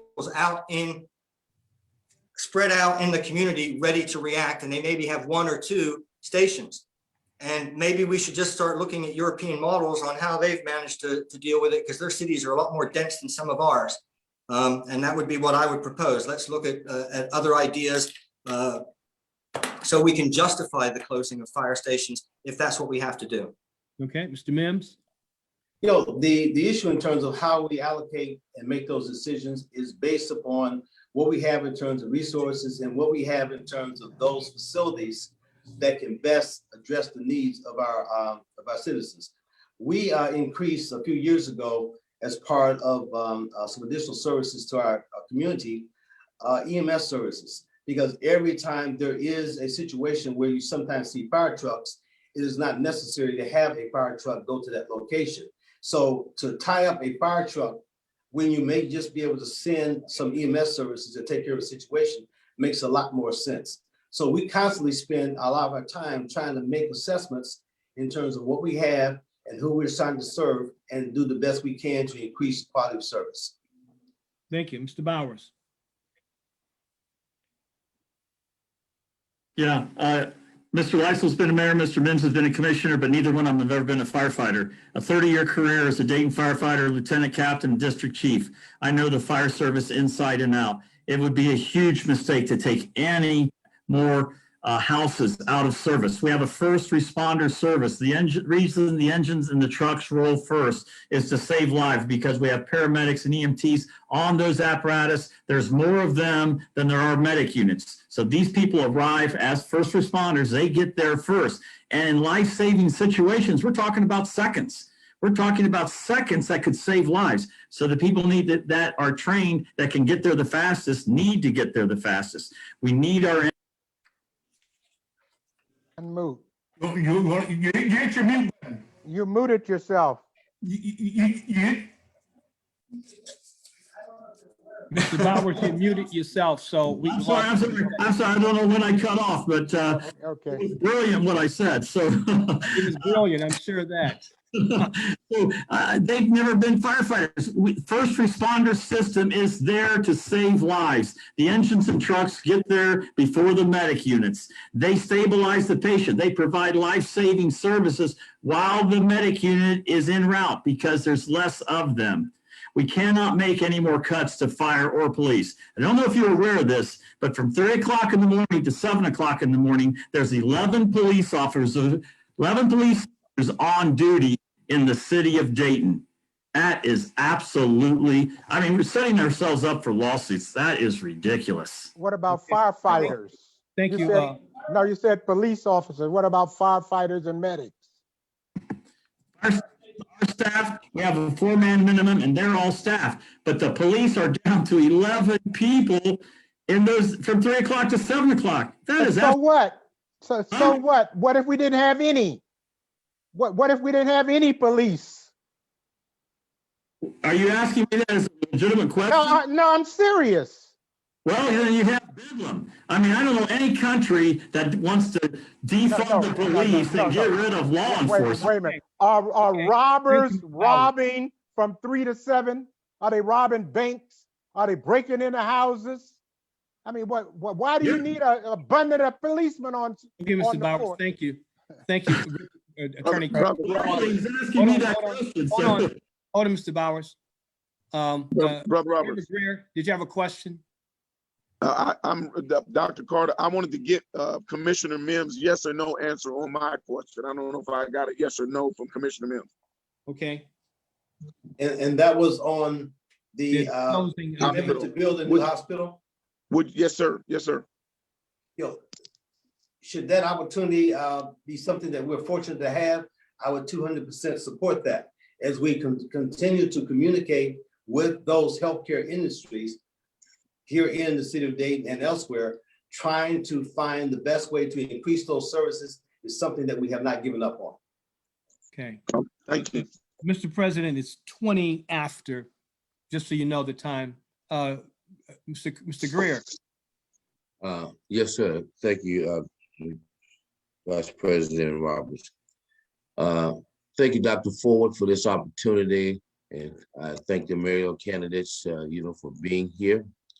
As chairman of the Northwest Priority Board, I always have conversations with residents, whether I see them in the store or they call me, and there's one thing that seems to be on their minds that I would like to pose to the candidates.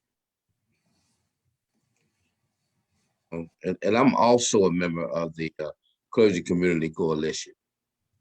In conjunction with all that is going on in our world, the pandemic, racial injustice, food deserts, insufficient health care for African Americans, and many other components of evil, what will you do to help to eradicate these practices of immoralities of life for not only African Americans in the city of Dayton, but for all of God's people everywhere through your platforms, if elected?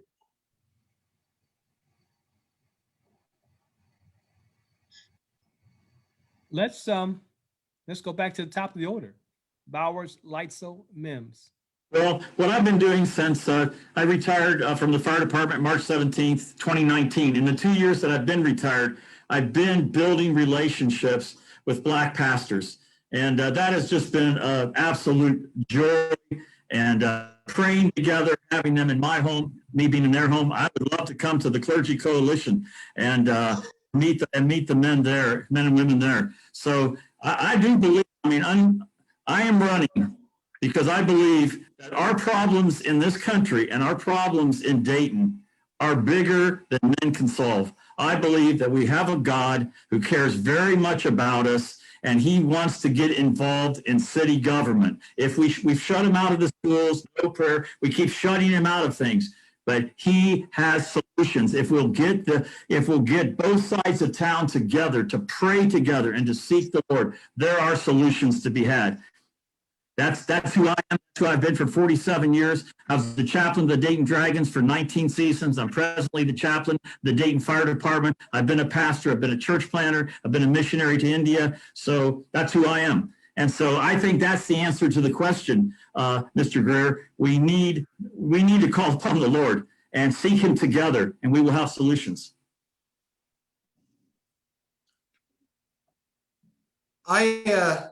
I think what we've lost in the last 8 years is the sense of community that I tried to create the 4 years I was mayor. I don't think anyone on the current administration walks the streets and talks to their neighbors that much, because I don't see them. I used to participate in cleanups, and I'd be seen jumping up and down trucks, and Mr. Greer can tell you, he saw me swinging from a tree once, right outside his house. I think in order to solve these problems, we just have to start bringing community together again. And we've just lost a sense of community. So let's work together and bring it back. And let's be fair to all citizens, not just members of one political party or another. Let's be fair to everybody.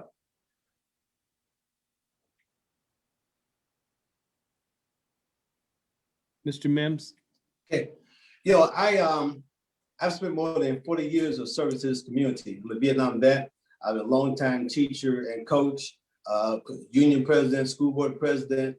I've worked in terms of mentoring young men in this community for more than 44 years. It's been a situation where my work with all the different community agencies, as well as with the school system, has continued to help Dayton move in the right direction. We currently look at a situation where we have increased over the last 8 years the number of local and minority contractors who have gotten a piece of the American dream as far as dollars that's coming from the city of Dayton. Now, am I totally happy with that amount? No, but we've moved in the right direction. In 2017, we were designated on a national basis as All-American City, not because we've done everything correct, but because we have utilized a combined set of services and working with different groups and organizations throughout the city. We minimized some of the challenges that we had in a very, very difficult time with regards to the shooting that we had in the Oregon district, the tornado, the flood, and then the pandemic.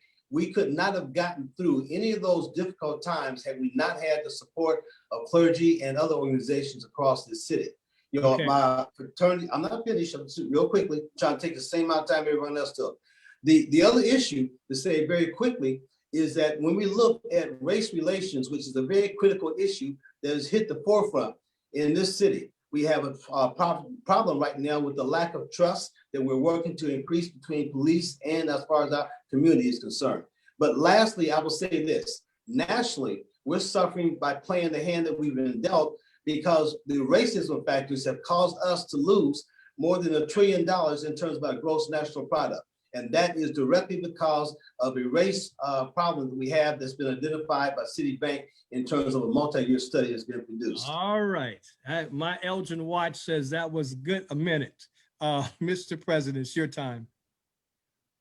Okay, thank you. What I want to do before I ask this question is VP White. She has a question that I think deserves an answer. So she had placed it in the chat, but nobody has responded as of yet. So VP White, can you go and ask the question? Good evening, gentlemen and everyone, and thank you for sharing with us and giving us an opportunity to get to know more about you and your stance and your why you're interested in the position, the servant's position. And I've heard all of you, the three of you rather, talk about it is your desire to be a servant and leader in our community. There is a question though that I did pose in the chat. And I want to ask this question because we don't want to ascribe any inaccuracy to this current administration that need not be. Is it accurate that Kettering Network and the Cleveland Clinic made offers to establish medical centers here in Dayton, but did not get the city support? I'm not aware of that question. Let me state that again because I want to be sure I answer this to the best of my ability. Yeah, is it accurate that the Kettering Network and the Cleveland Clinic made offers to establish here in Dayton in the absence of Good Samaritan, but they did not get city support? Well, the issue in terms of whether it was at that location or not, the concern that we had is that we have no control over that location. That location is owned by Premier Hospital. So I know that there were some concerns about whether or not another hospital could go in that location, and the answer to that is no. Okay. Well, I guess it's kind of unfair that there'd be a follow-up question to you and not the other candidates, but I guess the obvious question is, why is that location not, is there some contractual reason, land, grant, use, space, etc.? All of that. Yes, the land belonged to Premier. And they so have they're not willing to negotiate? No competitive clause relative to that. Oh, there's a no competitive clause. Okay. Thank you. Sister White. Yes. This is Pastor Carter. And I think I did try to respond to you in the chat from an informal standpoint, from the information that we had received from straight out of the horse's mouth from the legal counsel of Premier. They did confirm to us, not necessarily an offer, but there was that direct inquiry from the Cleveland Clinic in regards to that particular hospital before they tore it down, in regards to that particular space. And I don't know if they got any traction out of that, because Premier Health was really clear from the very beginning that they were going to destroy the hospital and make the property what they call shovel ready. That means that they were going to then try to present offers or accept offers for what might come, and we still know that that has not yet happened because they still don't know what they're going to do with the property. But I traveled to Cleveland and met with representatives, not from the Cleveland Clinic, but from the industry, and there was definitely some interest, not only from Cleveland Clinic, from other large hospital organizations in the area. And everybody wanted that prime location, especially if Premier Health was not going to use it. And Premier Health, not necessarily, they were trying to put a restrictive covenant that it could not be used for by anybody else for hospital, which is against the law, but that's what they were really trying to do. So we're still fighting that because our administrative complaint is still very, very active, and it's looked at differently now under the lenses of the Biden administration, who's not the Trump administration, who was anti-civil rights, but this administration is pro-civil rights. So we're getting traction now on our administrative complaint that says that it was a violation for them to close and destroy the hospital based on the violation of the Title VI of the Civil Rights Act of 1964 and Section 1557 of the Affordable Care Act. So we still are in the ball game, Sister White, in that regard. But Cleveland Clinic definitely had an interest. And if they had an interest then, I guarantee you they still have an interest now. I guess my follow-up question then would be to the candidates is that how positioned are you to advocate on behalf of the citizens should you be blessed to be able to be in the leadership position? How positioned are you with regards to negotiation and advocacy? I have no problems advocating for that. Again, it's not actually the role of the mayor to solicit the business. It's our role to direct the city manager and their staff to do that. So I would certainly advocate for, I would see that as a policy direction that we would need to go in. And one of our jobs is to direct policy. Yeah, I really don't have anything to add to that. I agree with Gary. I think that is the role of the city manager and their staff. A Chamber of Commerce, anything we can do to get health facilities spread across the city is a very good idea, and it would certainly be something we would advocate for.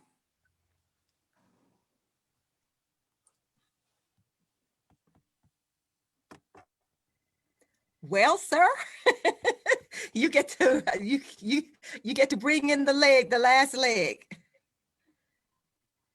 Mr. Mims? Oh, I thought I already answered. No, I had a Sorry, follow-up you did. question. Okay. No, because what I answered was saying already that I would certainly be involved in advocating for us to get another hospital here, should the opportunity present us, and to seek that on a continuous basis. So I thought that was in the question that was asked earlier. We just want to make sure that our viewers and our hearing audiences hear everybody's response very clearly, because I did follow up with that more succinctly. Thank you. Hey, thank you, Second VP White. So I have a question for in this role, former Mayor Gary Leitzell and current Commissioner Jeffrey J. Mims Jr. And that is for Mr. Leitzell, how many employees were employed at the Dayton International Airport under your administration, during your administration? I don't have that number, and it's been 8 years. I mean, I can look for it, but I don't have that off the top of my head. I know how many neighborhoods there are in the city of Dayton, and I know how there's 55 square miles that encompasses Dayton, but I don't know during 2010 and 2013 how many employees were hired at the airport. The city manager would have that information.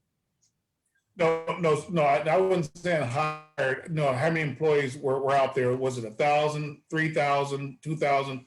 Now, how many people were hired? How many people were actually employed? I wouldn't have that number.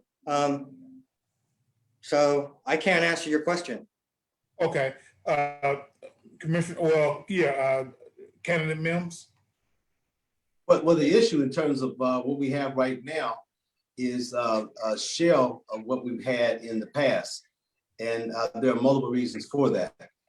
And I guess I'm going to ask, is your question in line with the function of the airport, or are you more concerned about how many people are there? I have a follow-up question after I know the people. Do you know how many people are currently employed at the Dayton International Airport today? And that's a flexible number because it changes because of renovations that we've made. And right now, it's a very difficult question to answer because of COVID and because of the loss of service that we've had at the airport. It's a continuously sliding scale. We consolidated a lot of workers in terms of police and fire together because of functions that we had in that location. We rescaled some things because when we looked at the number of employees who were doing, if you call it maintenance and upkeep, compared to other airports, we were sort of heavy, if you will. So we made some adjustments with regards to that. And then we've had some major airlines like Southwest that have left.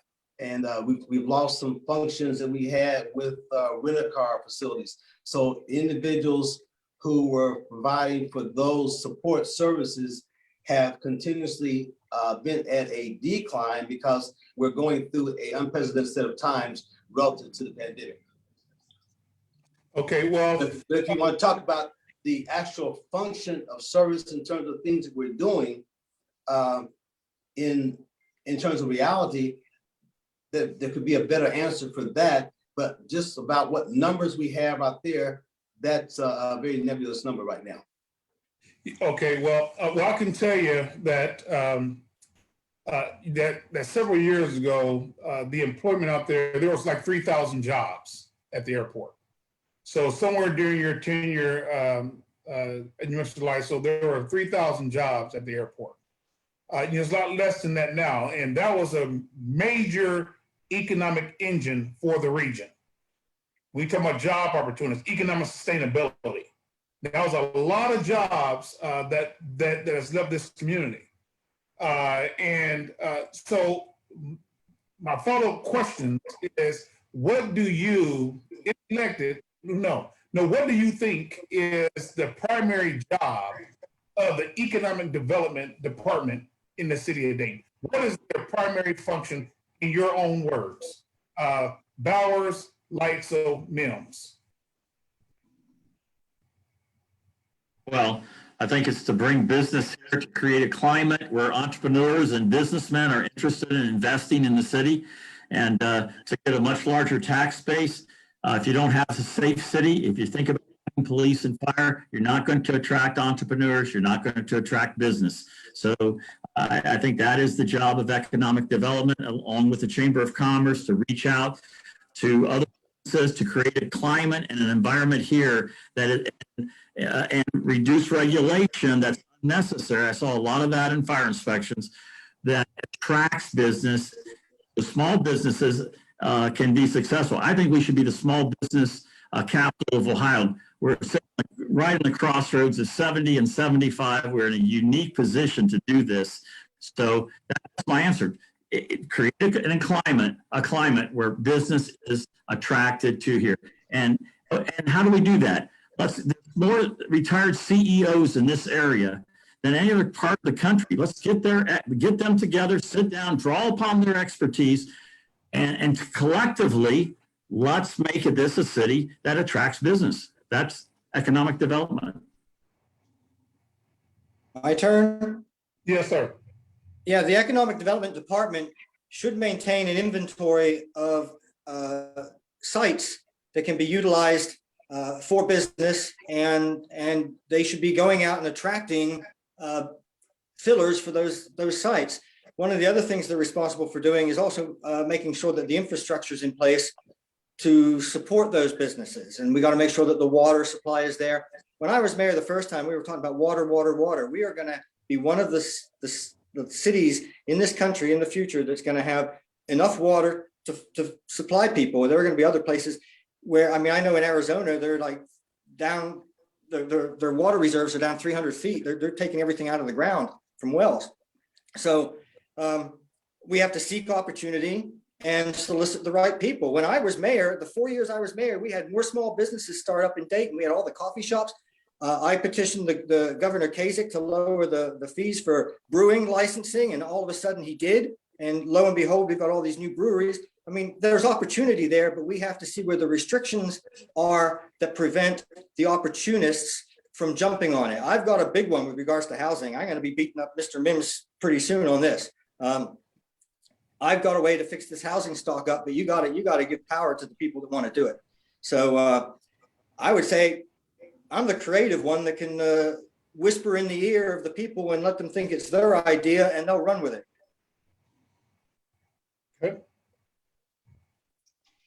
Okay, from clear perspective, the aspect of creating conditions for economic development to happen is something that we have been very aggressive at over the last 8 years. And as a result of that, there are several good things that have happened. One, we stabilized our population. Our population prior to the time I was elected was on the decline. Our population right now is about 1,000, maybe almost 2,000 more in terms of citizens than what we had before. Now, that's the indication of growth and the fact that things are going better. The other factors associated with that is that we see a major development. And as you ride past the arcade right now, you look at the type of situation that we have there, where before we had a lot of organizations and a lot of businesses who did not want to touch that situation with the 10-foot pole. I recall my time on the school board, and the developer was there also on the state school board with me. And I asked them specifically about doing something with the arcade. And they said, like Gary said before, hell no. We've looked at creating those conditions. We first had to do some things with regard to safety so that people felt safe coming downtown. Next, we had to do some kinds of things and make sure that whenever feasible, we could do the right type of tax abatements that would encourage individual organizations to come and to want to stay. While we don't have the money to pay for these particular projects, occasionally we do have seed money, if you will, to make things happen from that perspective. We've had the fastest job growth in the region prior to the pandemic, prior to the situation in the Oregon district, and prior to the tornado. As we move forward to try to get our wings back under us, we continue to have these situations grow. We have more and more investment that's coming into the right Dunbar area. John Lumpkin and some other companies are doing some things down there. We just had Economy Linen move to a spot over at Old McCall's, which was blighted for decades. We've had additional $1.2 million advantage from HUD money for a job over at the Solar Bass. And so it's on, which says that we're doing the right thing with regards to all these type of issues. The other thing that we've done in terms of our commitment to work with the school system in a problem that is not theirs, but they inherit. And that is how we work with our youngest learners, how we work in creating conditions for our preschool children who are the responsibility of the city, not the school system, so that when they go to kindergarten, they're in a better position to learn and be more responsive to the educational process. So making sure that we have more 3-star and 5-star preschool organizations and companies to increase that learning capability for those young people has helped us. Working with other partners, like some of the labor groups, in creating these partnerships between the city, labor, and schools in terms of training more and more workers to be employed as they move throughout our city. Because part of what we lost about a decade ago was the fact that as the school systems moved away from some of the vocational programs, if you will, one of the problems that we have right now is the fact that we don't have as many workers in manufacturing, in the type of vocational work that we used to be abundant in, which is one of the things that made Dayton a leader in manufacturing. But bringing those things back through these different partnerships with business and with schools and with labor groups has made us move more quickly in the right direction. Okay, well, I can just, just putting everybody on notice that the NAACP is really going to be looking in between now and the primary election or special election, which starts this coming Tuesday. And then in the home stretch that will conclude the first November and the first Tuesday in November of this year. We're really going to be paying very close attention to economic development and who has a plan. So the first plan that I want to hear from, and then we're going to get into plans later on down the road, but this is a plan getting back to the airport. What is your plan, your precise plan to attract a low-cost airline to the Dayton International Airport? So Derek, these aren't fair questions because neither Rennes Bowers or I have the inside information that Mr. Mims does. When I was mayor, I attracted Southwest Airlines here. Now, I'm not mayor, they're gone. When I was mayor, the Dayton Public Schools were in better condition than they are now. Now they're the worst in the state, all right? Those are unfair questions to say, what's your plan to do it? Because we don't have the information and we don't have access to the staff. Okay, so fair. So what I'm going to do is when we come 3 or 4 months from now, let's see who makes that a special election.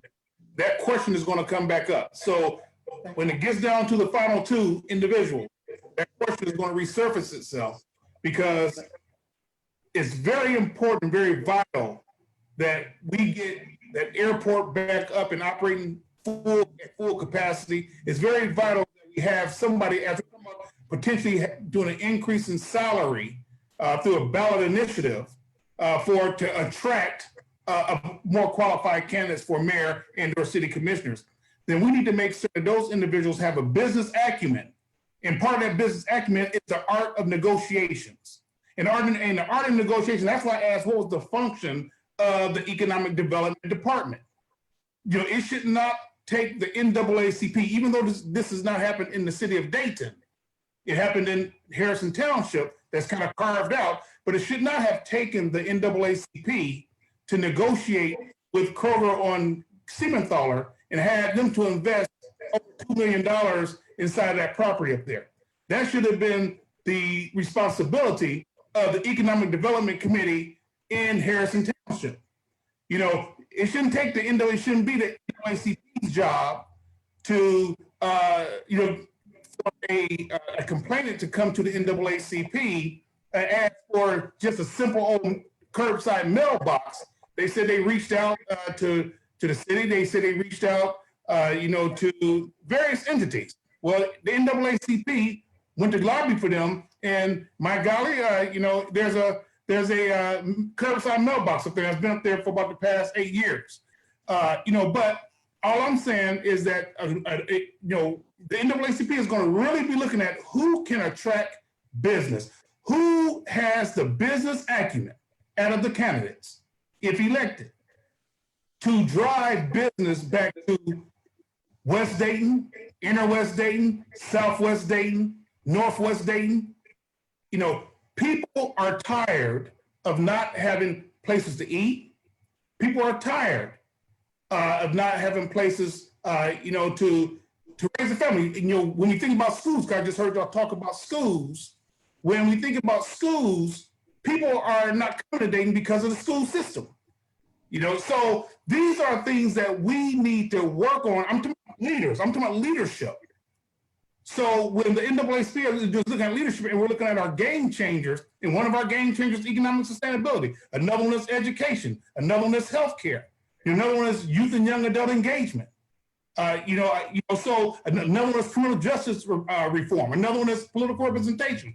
So, but that economic engine, that's what's truly lacking inside of the Dayton community right now. And we need a leader that has the business acumen to ensure that they do not give businesses an out, talking about median income. They need to make sure that they have an art of negotiations to be able to negotiate. If somebody can negotiate in Vandalia to cut out a whole bunch of woods and have a thriving business community there now, if somebody can negotiate down south and cut out a whole bunch of woods and have a thriving Austin Landing, then somebody can have acumen. Austin Landing has nothing to do with the city. Austin Landing is Miami Township. You're correct. You are correct. But let me say this. Let me say this. What? Have you taken your issues to the current mayor and sat in her office and explained this to her? What you imagine we need to do? No. So what? If you came to me, I'd talk to you. You know that. It's been shared with everyone. And all I'm telling the candidates is what we're going to be looking at going forward. I'm just trying to give you all a clear understanding that, and I know that Austin Landing is in a different city. I know that up north that what do you call that area up there? Vandalia? I know that. So the point I'm making is we need a leader in Dayton. If two different communities can take woods and turn it into something thriving, then we need a leader in Dayton that can turn normal streets in the city of Dayton and make that a thriving community as well. So this is something that we're going to let me tell you something you don't know. Okay, go ahead. I'm going to tell you something you don't know. Mm-hmm. I sent an email to Dan Curran in 2010 suggesting they talk to GE Aviation. And within a year, they were breaking ground for that $52 million facility. And it's because I took it to UD and not to Shelley Dickstein. That got done because I went outside of the city. There are tricks to this game, and there are ways to get results that I don't think current administration under party rule get. Okay. That's something that most people don't know. I made that happen out of the power of suggestion. So I'll be happy to talk to you. And I think Mr. Bowers, if he gets through, would be happy. Unless these things are brought to our attention, we can't direct the policy. It's the city staff that make these things happen, but it's our job, united, to tell them that. Okay, so what I'm going to do is I'm going to let Chairman Roberts, VP Roberts, go ahead and kind of conclude. You know, let each one of the candidates, however you're going to wrap up with the candidates, I'm gonna turn it back to you. I just want to drive home the point regarding two different communities to the one to the south of us, one to the north of us, took Woods and converted it into both two thriving communities. And I think the Dayton residents deserve the same. And hopefully we'll have a leader to come out of this that can do that. So VP Roberts. Thank you. I know it's been a long Let's- evening, and I'll yeah. just ask one final question to get your thoughts on, with the shift of emphasis on law enforcement moving from state to municipalities. The state of Ohio has passed Stand Your Ground. We're now looking at legislation dealing with not allowing cameras to be used when a police officer is committing an arrest. Saying that you're interfering and charging people with that. Just briefly give me your thoughts on police reform, because it's clear to me, having served in the legislature, that the legislature is not going to get it. It has to be local ordinances, local guidance, local rules that change. So just to give me your thoughts briefly, about a minute or so, on how you would address law enforcement, the issues. We had a trial going on right now. How you would address those issues at the local level as mayor? And let's start, let's go from the back forward. Mims, Leitzell, Bowers. Okay. First, I want to say that I would relish to have probably not tonight, another time, that same conversation with President Ford that you interacted with Mr. Leitzell. I think each of the candidates deserve to have that same type of dialogue. Secondly, to answer your question more specifically, and that is to address what we've been doing in this city relative to police reform. We certainly are looking at the horrible set of circumstances that have been brought to our attention in Minneapolis. And it's just beyond words in terms of how we look at some of the things on TV right now that we have not seen in previous months or so. But to look at what we have done in response to that, several groups that were very upset with what was happening in terms of police across the nation. Not only did they have a rally, but they invited the mayor and myself and another Commissioner Shaw to come down to be a part of their rally. And that is to make sure that we were there, had a chance to address that and to let them know how concerned we were with that as well. In response to that, what we've done, because we have not had those situations here in Dayton, nor do we want those situations in Dayton. So we have put together the task force to address those issues. And we've had more than 100 citizens who've been actively involved on making decisions, and my committee in particular addressing the one on use of force, because that unfortunately is one that is a catalyst for some of these situations happening with way too many men of color being shot. And this has not happened before. It's happening now because we have a very strong concern with regards to that. Looking at this piece of the charter to allow for a 3 or 10 set of candidates based upon their test scores being considered to be hired is another part of our response to that, because that recommendation is coming out of some of these committee assignments, committee groups. Additional training is coming out of those to look at ways that we can do a better job to make sure that our police is more responsive or more reflective of our community. Additionally, more training in terms of how to identify and de-escalate these problems. As you see in most of these places across the nation, a lot of those problems are happening because the police have not been trained effectively and efficiently on how to de-escalate some of these problems that they're having. Now, I don't know how much more time I have. If I've exhausted my time, if so, I'll stop. But that's where we are. Thank you, Mr. Mims. And we also lost your face. Yeah, I know that, and I got on my new tie as well too. I hate that. So okay, Mr. Bowers. I'm not sure what's happening with that. There we are. Wait. No, go ahead, Mr. Bowers. You're on. Yeah, unmute yourself. Yeah, go ahead. Yes, sir. Well, thank you, Mr. Mims, for that response. I think we be careful that we don't paint with a broad brush what's going on in Minneapolis isn't going on in Dayton. That's not to say there aren't problems in Dayton. When I sat down with the FOP, they told me that the city is doing this thing on police reform, but the FOP is not at the table. They have hands. That's not true. That's not Okay, true. here's what they, excuse me, here's what they told me. Right. The FOP did not send representation, that the reform committee selected a minority and a woman, a minority man, a minority woman, but they weren't represented, they weren't from the FOP. So the FOP says, look, we want to do police reform. We're not opposed to police reform, but you got to sit us down at the table. We got to talk. So this is what the FOP told me just the other day when I asked them about this. So if you want to do police reform, you got to get the union there. They're telling me, and I believe them, they're in favor of reform. They want to weed bad apples out. That's where the interview process comes in. I worked with these guys for 30 years. Police and fire work hand in glove. I did not see systemic racism in the fire department or in the police department. Not on my watch. Now, I'm not saying that racism doesn't exist. It's in the heart of man. We're fallen. This is a fallen human race. It exists.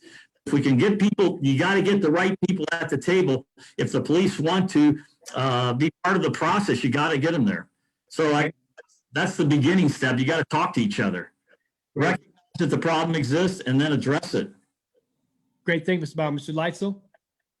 I just want to add to what Mr. Bowers said. I know for a fact that the police and the fire department aren't really happy with the current administration because of the way things are going. I've been getting a lot of pushback about surveillance, and my comment has always been surveillance can be good and it can be bad. If it's there to protect, it's good. If it's there to patrol, then big brother's watching.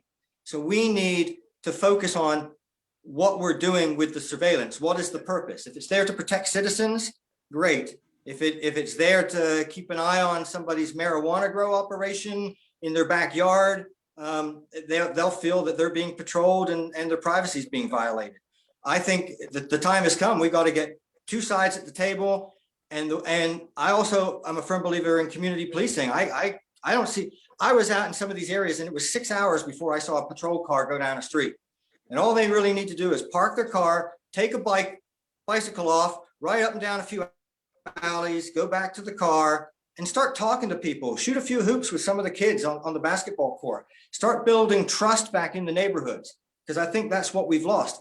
There's a sense of trust. And if we can come together as a community and develop that, then that's the direction I believe we need to go. And I don't think we need paramilitary dressed officers. We need peace officers. And I think back to when I was a kid, when they wore nice white shirts and nice hats, they were peace officers. Now they look like soldiers going to battle. So we need to change the image of what they're there to do. They're there to protect us. Well, I know this issue Not to beat us. Thank you, I'm sorry, Mr. Leitzell. Did that step on your Right. bottom line? No, Okay. it's getting dark in my room and I don't know where the light switch is. So we gotta wrap this up. It's right near the hall tree. That's my office. It's right near the hall tree. Okay. As President Forward, he's passionate about economic development. I'm passionate about law enforcement and things that deals with the courts. And so you can expect this to be a question that the two of you go forward, that we will bring back up at our candidates night in September. I will be running that candidates night as well. So you can expect that. Thank you. To be, a question that will come back up, and I'm sure the economic development question will come back up as well. So President, I'm ready to turn it over to you so we can wrap up the night. I want to thank you all. Good luck to all of you on Tuesday. And I look forward to seeing two of you in September. Thank you, VP Roberts, and thank you, Rick. You kind of challenged us, to look at these ballot initiatives. I thought that was great. And that kind of gave us a springboard. We knew we wanted to do a candidates night before early voting began, but with Richard Austin's insight about the ballot initiatives, I thought that was very keen, that the citizens really need to truly understand those ballot initiatives. And I really appreciate you taking me to task as a former president. I appreciate you taking me to task. You know, because you've been in this fight way longer than I, but I appreciate it. And and then we also appreciate the speakers that are made it to the call tonight to be able to ask the burning questions that they had. And then of course we want to thank our mayoral candidates. The mayoral candidates, these are three people who's been inside the community, been inside of the trenches. Whether or not it's in education, whether or not it's in business, whether or not it's serving and protecting as a first responder. Each one of these guys, bring a great deal of urgency in terms of their own passion that they have. And it's just a matter of who's going to the NAACP. It's a matter of who's going to be the individual, that candidate, that, as you heard from VP Roberts, I have a burning passion about economic development in my community, because I'm about to pay my house off in less than 6 months.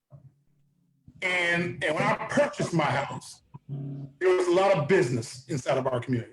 There's a lot of things to do. I was able to, so now at the end of life, and I got to make a decision. Do I leave the city like a lot of other people have done, so I can get access to food, get access to healthcare, get access, all these different accesses that I need? Or do I wait it out? My house is gonna be paid for, and continue to deal with the burnouts in the street. And I commend, even like Commissioner Mims, when I called them about some burnouts that was happening around my area, by the old car wash up there on Gettysburg. And they came out the very next day. The police department was out there, the commissioners were out there. So I commend them, that kind of thing. But when we see that even the lot that we were in, that all those people were housed in, is now a vacant Long John Silver. So the community is begging for economic development, is begging for healthcare, is begging for political representation at all levels, is begging for youth programming and more to do for our youth, is begging for criminal justice reform, is begging. And all we want to know is who in leadership is going to, what cream is going to rise to the top that's going to be able to lift us out of the places that we are. Have there been some gains and some positive things happening inside the community? Absolutely. Nobody knows, it's not despair. I think there's been a lot of great gains, but we can do better. We can do better, is all we're saying. We can do better. And it goes back to my point. If Vandalia can take Woods and turn into a thriving business community, if whatever down there, I don't know the name of the community down there, Austin Landing can turn Woods into a thriving community, we're looking for that leader. We're looking for that leader that can do the same thing in our city. So we're going to leave you with that, and just know that that's going to come back up. Criminal justice reform is going to come when we meet, hopefully, prayerfully in person in September. So we thank all of you for your time today, your time and attention. May the best candidate win on Tuesday, or the candidates win on Tuesday. And then it's going to come down to one candidate in November. Just like our call to action tomorrow with the city commissioners. There's going to be 7 people we're going to be talking to tomorrow, 7 commission candidates. We're going to talk about, and then the field is going to reduce down to 4. But only 2 are going to survive come November election. We want to see the cream rise to the top. That's going to do right by the people. I remember one person's slogan, people first. And that's what it's about. We go ahead and we ask the voters for their vote. We tell them to support each candidate. Sometimes we get sold a bill of goods. It's time out for bill of goods. We need action. Good luck on Tuesday, everybody. I mean, Let me just point out, Tuesday is early voting. The actual election is May 4th. Everybody can vote. It's nonpartisan. okay. Yes. Early voting starts Tuesday. And you're right. Correct. The election is May 4th. Yes. So So then, Mr. Bowers and I get a last closing thought as well. yeah, absolutely. What you gonna do? Okay, just want to clarify. They want to be rude. Yes, go ahead. The point I also want to make is the fact that the Gym City Market, which is something that we all put a lot of support into, will be opening up, very soon, probably within probably no more than a month. And to also say to you that work that we're talking about, that you're talking about, is very vital. Every one of your issues and your points are important. And I really appreciate the NAACP for allowing us to be here to address these issues. And I will say to you that it does not stop with these boundaries here in Dayton. We have a highway system, Route 75 to Route 70 that goes to Columbus. We have a Route 70 that goes towards Washington, D.C., because that's where a lot of those decisions are made. Those are the individuals, who are dealing the cards of the hands that we're playing. Make sure we understand that it does not stop here. While we go there and we fight on your behalf, we need you to be right along with us. I just want to make sure that we communicate that. Thank you. And vote for Jeff Mims on the first day of early voting. Yeah, well, thank you for having us. It's an honor for me to be here in this forum with all of you, to hear your concerns. Ms. Ford, you talk a lot about leadership. The greatest leader that ever lived said, you want to be the greatest leader? Be the greatest servant. And I believe that with all my heart. Servant leadership. Serve the people. Talk to the people. Find out what the people's, whoever said people first, I adhere to that 100%. That is leadership. But if you think there is one person that has all the answers to economic development, to healthcare, to police reform, you are mistaken. That person does not exist. That's why we have to bring the communities together. There is enough wisdom and experience in this community to see revival break out, to see this city turned upside down as the thriving metropolis that it once was. But one person does not have the answer. I certainly am not that person. I am a servant leader. I am a uniter. And I want to bring the faith community together with the business community, and we will see change. I really am honored to be here tonight. Thank you so much for the opportunity. I have one last thing to say. I'm honored to be here too. Thank you for the invite, Derek. GoGaryGo.com. That's it. So you heard from the three candidates. Early voting starts Tuesday. Until the next time, may God bless you. May God bless NAACP, and may God bless these United States of America. Thank you very much, everybody. Thank you.